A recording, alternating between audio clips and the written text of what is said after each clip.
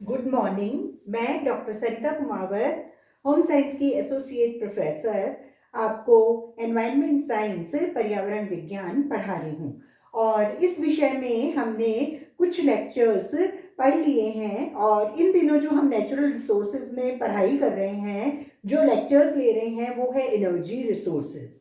Energy resources में कई सारे स्रोत होते हैं। उन स्रोतों के बारे में हमने सोलर एनर्जी और विंड एनर्जी के बारे में हमने पढ़ लिया पिछले लेक्चर में।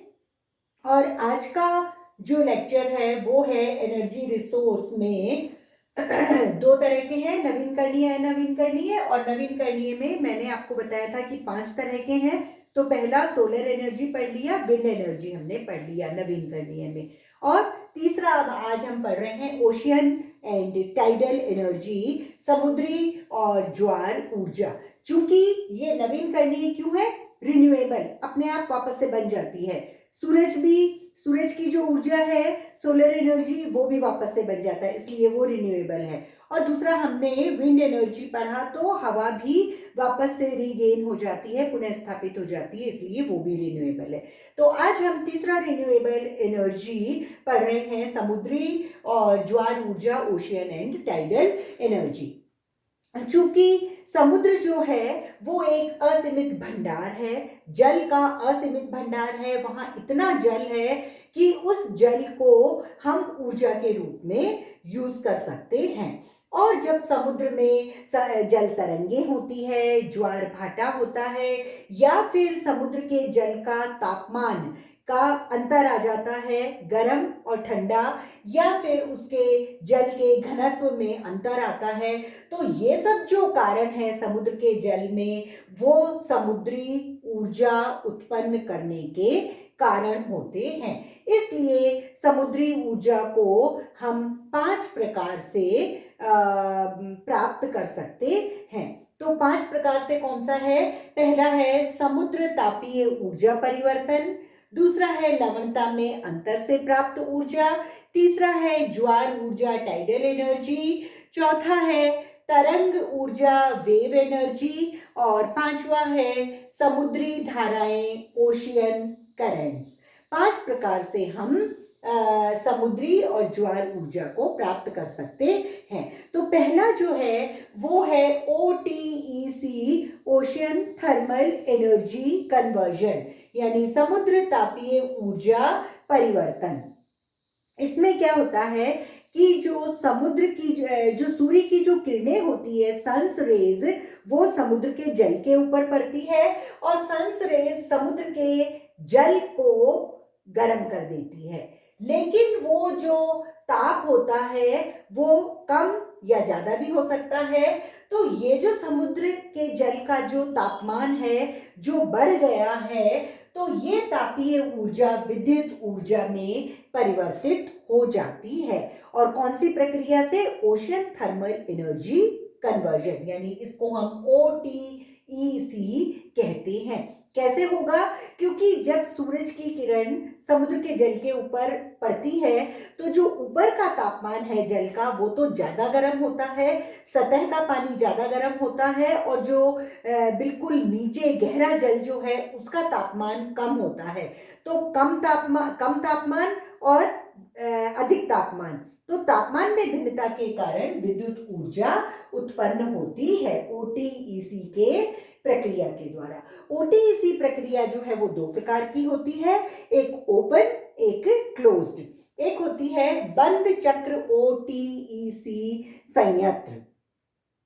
OTEC संयंत्र जो बंद वाला होता है, क्लोज्ड वाला, उसमें अमोनिया यूज करते हैं एक लिक्विड के रूप में, और प्रोपेन को यूज करते हैं बंद चक्र वाले OTEC संयंत्र में। और जो खुला वाला संयंत्र होता है उसमें सिर्फ समुद्री जल को ही लिक्विड के रूप में यूज करते हैं, और वहां समुद्री ऊर्जा उत्पन्न हो जाती है।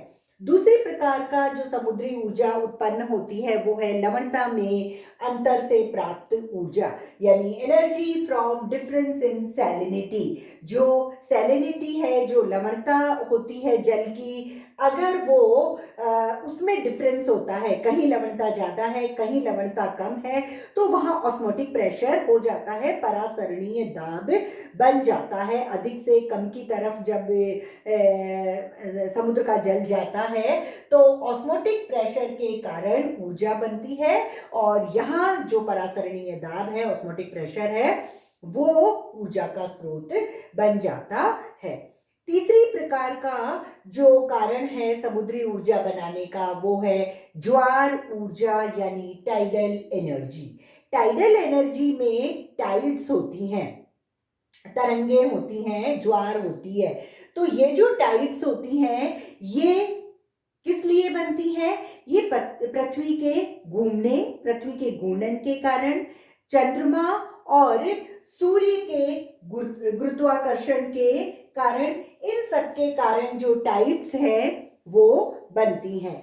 और जब टाइड्स में उतार और चढ़ाव होता है, कम या ज्यादा होती है, थोड़ी नीची और थोड़ी ऊंची, तो उतार और चढ़ाव अगर टाइड्स में होता है तो फिर टाइडल एनर्जी हमको मिलती है। लेकिन उतार और चढ़ाव का मतलब ये है कि जो इसमें टाइड्स होती हैं, एक होती है उच्च टाइड बहुत ऊंची, और एक होती है निम्न टाइड। तो उच्च और निम्न टाइड के बीच में कम से कम 5 से 5.5 मीटर का अंतर होना चाहिए। इतनी टाइड में फर्क आएगा, मतलब 5 से 5.5 मीटर का, तो जाके और ऊर्जा उत्पन्न होती है, ज्वार ऊर्जा। ये ज्वार ऊर्जा जो है वो दो तरह से हम प्राप्त कर सकते हैं। एक होता है एकल बेसिन संयंत्र, सिंगल बेसिन सिस्टम। एक होता है बहुल बेसिन संयंत्र, मल्टी बेसिन सिस्टम। एकल बेसिन जो होता है, सिंगल बेसिन सिस्टम, इसमें क्या होता है कि जब उच्च टाइड आती है तो उच्च टाइड आने से बेसिन में पानी भर जाता है, पूरा पानी भर जाएगा। जब निम्न टाइड आएगी तो बाहर का जो जल का स्तर है वो कम हो जाएगा और अंदर पूरा भरा हुआ है। तो वो जो बेसिन में पानी भरा हुआ है वो टरबाइन से होके बाहर निकलता है, और वो जब टरबाइन से बाहर निकलता है तो वहां विद्युत यानी ऊर्जा जो है वो उत्पन्न होती है सिंगल बेसिन सिस्टम से। लेकिन जो मल्टी बेसिन सिस्टम है, इसमें दो बेसिन्स के बीच में एक पावर हाउस बना हुआ होता है। क्यों होता है? क्योंकि वहां उच्च टाइड्स आती है, तो उच्च टाइड आने से जो ये बेसिन है, इधर बेसिन उधर बेसिन, तो दोनों बेसिन भर जाते हैं और दो दो बार भर जाते हैं। लेकिन जब भर गए और निम्न टाइड आई, वो भी 2 बार आई, तो बाहर का जल स्तर कम है, तो वो जो दोनों बार जो ऊपर बेसिन में पानी भरा वो दोनों बार खाली हो जाता है। 2 बार भरता है, 2 बार खाली होता है, तो कंटिन्यूअस जो है वो हमको ऊर्जा यानी एनर्जी प्राप्त होती रहती है। बहुल बेसिन जो होती है संयंत्र, उससे हमें कंटिन्यूअस प्राप्त होती रहती है ऊर्जा। चौथी तरह का जो तरीका है वो है तरंग ऊर्जा यानी वेव एनर्जी। वेव्स जो होती हैं वो हवा के कारण समुद्रों में बनती हैं। जब हवा चलती है तो समुद्र का जो पानी है वो हिलता है और उसमें वेव्स यानी तरंगे बनती हैं। और अगर ये वेव्स बहुत ही कंटिन्यूअस नियमित बनती जा रही हैं और बहुत शक्तिशाली भी होती हैं, तब जाके एनर्जी प्राप्त होती है। कंटिन्यूअस बनती जा रही है, टूटनी नहीं चाहिए बीच में, और शक्तिशाली भी होनी चाहिए। और पांचवें प्रकार का जो तरीका है समुद्री ऊर्जा प्राप्त करने का, वो है समुद्री धाराएं, ओशियन करंट्स। ओशियन करंट्स जो हैं, समुद्री धाराएं, वो पृथ्वी के घूमने से बनती हैं, या फिर तेज हवा के कारण बनती हैं, या फिर ज्वार भाटा आता है उसके कारण बनती हैं, या फिर लवणता में जो जल की लवणता है उसमें अंतर आता है तो समुद्री धाराएं बनती हैं। और अगर समुद्र के जल का जो तापमान है वो भी, उसमें भी डिफरेंस आ रहा है, तो उसके कारण समुद्री धाराएं जो है वो बनती हैं। समुद्री धाराएं वैसे किस चीज को कहेंगे?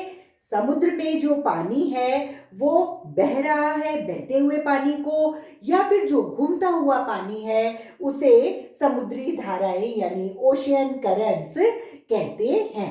और ये जो समुद्री धाराएं हैं, ये अगर इन सब चीजों के कारण नियमित और तीव्र धाराएं चलती रहती हैं तो ऊर्जा हमें प्राप्त होती है। तो इस तरह से अभी हमने देखा कि समुद्री और ज्वार ऊर्जा जो है वो समुद्र के कारण बनती है, समुद्र में पानी के कारण बनती है, समुद्र के पानी में तापमान का फर्क हो, घनत्व का फर्क हो, जल तरंगों में फर्क हो, ज्वार में फर्क हो, तो समुद्री ऊर्जा बनती है। और या तो ओटीसी के कारण बनती है, लवणता में अंतर के कारण बनती है, या फिर टाइड्स में फर्क आता है, या वेव्स बहुत नियमित और शक्तिशाली होती है, या फिर जो ओशियन करंट्स हैं, समुद्री धाराएं हैं, उनके कारण समुद्री ऊर्जा बनती है।